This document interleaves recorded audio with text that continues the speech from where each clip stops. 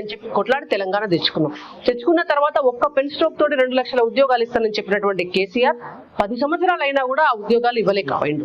కాబట్టి నిరుద్యోగుల కోపాగ్ని, ప్రజలకు వాళ్ళు ఇచ్చినటువంటి మాటలను నిలబెట్టుకోలేకపోవడం, వాళ్ళు గద్దె దిగాల్సి వచ్చింది. ఇవాళ కాంగ్రెస్ పార్టీ అధికారంలోకి వచ్చి ఇదే బీఆర్ఎస్ పార్టీని 10 ఏళ్లు తిట్టినటువంటి కాంగ్రెస్ పార్టీ మేనిఫెస్టోలో డేట్ తో సహా జాబ్ క్యాలెండర్ ఇచ్చినారు.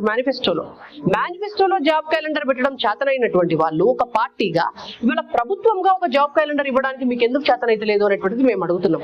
మీరు గతంలో మీరు ప్రతిపక్షంలో ఉన్నప్పుడు గ్రూప్ 2 పోస్టులను పెంచాలి అని పోరాటం చేసినారు, గ్రూప్ 3 పోస్టులు పెంచాలి అని పోరాటం చేసినారు, 25,000 పోస్టులతోటి మెగా డిఎస్సీ వేయాలని పోరాటం చేసినారు, కానిస్టేబుల్స్ కు సంబంధించినటువంటి జీవోను రద్దు చేయాలి అని పోరాటం చేసినారు. మీరు అధికారంలోకి వచ్చిన తర్వాత అన్ని మర్చిపోయినారు. సేమ్ బీఆర్ఎస్ ఆనాడు బీఆర్ఎస్ కూర్చున్నది, ఈనాడు కాంగ్రెస్ కూర్చున్నది. ఏం తేడా వచ్చింది రెండిట్లో? దీన్ని ఏదైతే రేవంత్ రెడ్డి గారు ఈ ధర్నాలో రాస్తారోకులు చేసే వాళ్ళంతా తరకమాసిన వాళ్ళు పెద్దమ్మలే ఈ